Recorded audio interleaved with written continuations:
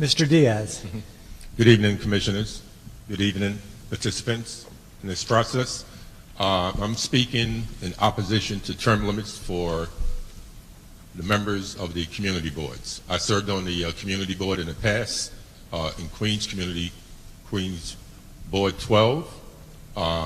That was briefly. At that time, I found it to be a political organization as far as I was concerned.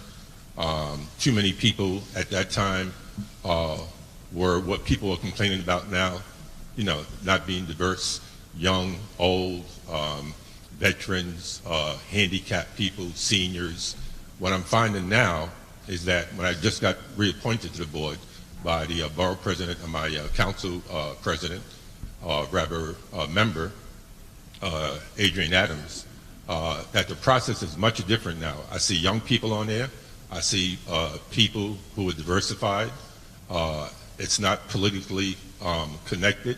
I have more freedom now as a board member. I'm opposed to term limits, and that what I see is people coming in and then they're being shown the door.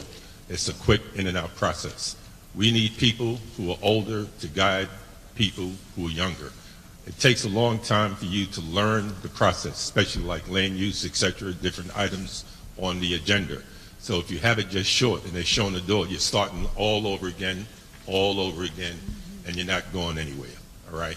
So I believe what should be done is there should be a focus on people who are non-productive. We have members, when I was on the board before and now, that have attendance problems. They should be eliminated. People, okay, who do not do anything in their capacity as a board member or chairman, they should be eliminated. Then you would have a more productive board. A long time ago, I was a member of Councilman O'Dwyer's, as an intern. I served as an intern to him, and I was working on the ombudsman position with the city council, taking complaints. I used to hang around the city council. I've seen the process. I see it then, I see it now. Too many people are being shown the door. I like to see expertise, all right? There's a better way of doing it. I don't like the idea, let's say if you see a person that's a senior, can you see him out there campaigning for the position of a community board in the rain and the rest of the stuff, or a person who's old? You know, it's not needed. What you need is a better selection process of the members. I see that now. And I'm opposed to term limits. That's why I'm here to briefly speak to you on that point. I've been involved in city government for a number of years. That's my expertise area. And I love it. I love New York City. And that's what I like to say. It should be diversified. Thank you, Mr. Diaz. Commissioner Fiala. Mr. Diaz, yes, thank sir. you for your testimony, and thank you for your service to your community and the city.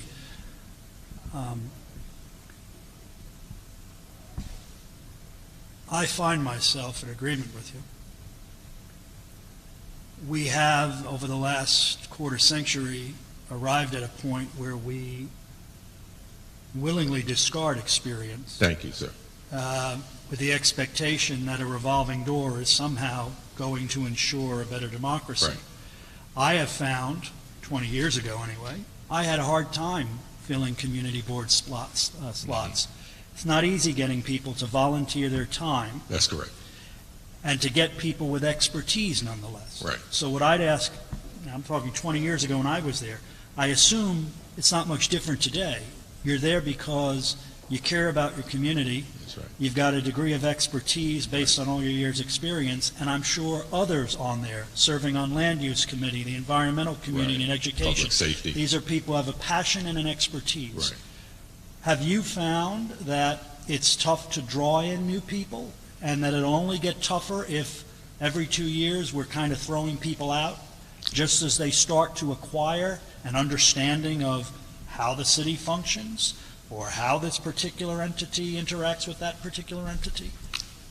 I'm not sure about that, but in other I words, would do you have a full believe that complement?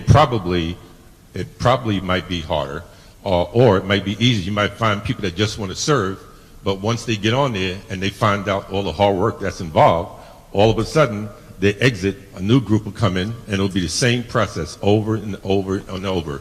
I used to see people that had a love and commitment to serve, and they would serve for a good long time, and then there was others that had connections, and absence were disregarded, their work, non-performance was disregarded, they sat on there just for a vote or whatever.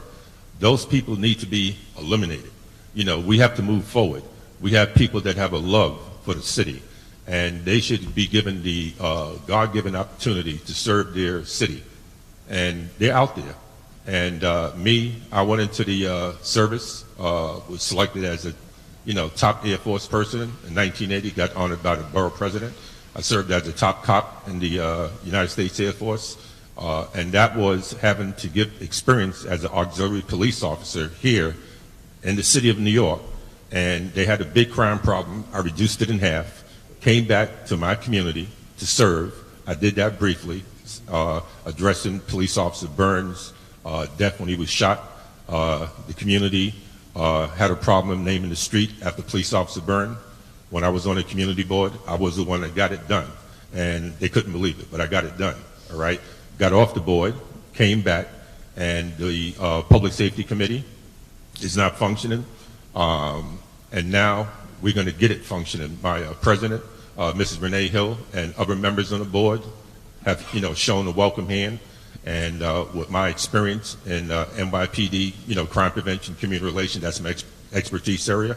I'm going to make sure that my community board, which is a very important community board, the second in terms of power and size, to make sure that we perform for our people that have suggestions, that want to submit suggestions, people that have complaints, to have that addressed. And, we cover also fire, all right, public safety, and the next thing will be emergency services. So I want to see those areas improved and addressed by the community, and that's what I expect to do.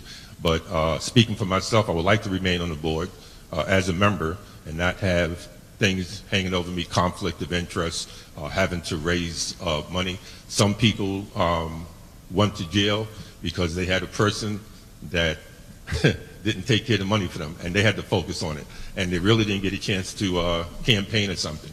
Then you have other reasons. So if you just leave the board as it is and then put those type of restrictions in it, I believe you'll have a better board. Well, Mr. Diaz, I thank you for your service. I think in the abstract, we look for these panacea solutions, and term limits has been one of them.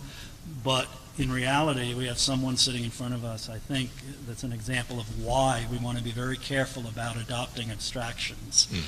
Because there are a lot of people out there like yourselves, in my view, that are willing, able, and more than ready to step up to the plate. And I hope the city, the voters would think twice, but that's out of our hands at this stage. Thank you, sir. Commissioner Vaca? I want to thank you for your service to the board and to your service, for your service to this country. Thank you. And I wish you were with me on board 10 for 26 years. I would have. I heard about you. I would have. You heard, don't believe yeah, it. Co-op City. No, Co-op City. You represented Co-op City, it's right? Good, believe it, though. Okay, and I used to hear the different things about you. I never had the chance to meet you. Oh, my but pleasure. I have Rochdale Village. Yeah, I'm the chairman of the board of Rochdale. Okay, so I know you. I know the other gentleman there, Sal Albanese. Yeah. Yes. Okay. Yeah. I wanted to say to you a couple of things. No, he's not. So my statement to you is this: do you represent your board? Are you authorized to represent your board in voicing the opinions you're voicing today? You're speaking for yourself. For myself, right. Okay, that's number one. Number two, are you aware that the proposal you speak about concerning term limits is not something? Let me clarify. Your concerns regarding term limits will be addressed in the November 2018 referendum that the mayor is putting on. Right. His commission is proposing term limits. Our report will be in 2019. Also, I wanted to make the other commissioners aware, and I thought that this decision is something that has bearing. Many community boards have reached out to me, and they've indicated that they are for term limits or they are against term limits. So there is a diversity of viewpoints. But the Law Department of the City of New York this week has ruled that community boards cannot voice their opinion on the upcoming referendum. That's why he's talking for himself. I know why now you're talking. I found that very interesting because community boards are not being allowed to express an opinion as a community board. And they're not being allowed to use any of their resources to indicate how they feel. Do you think there is a consensus among community boards in favor or opposed to term limits? Do you detect a consensus? I'm not sure, but I'm a person that served my country, okay? And I served during the Iran crisis, all right? And I see what's going on now, and I don't keep quiet, but I'm very diplomatic. But at the same time, I exert my, opportunity to speak when it's necessary, and that's what I do. So I'm not going to sit around and let things just happen. I speak up diplomatically, and I voice my opinion. That's our American way, American right. Well, I thank you so much. Thank you, sir. And keep going. Thank you, sir. Keep going. Thank you, Mr. Diaz. Thank you, sir.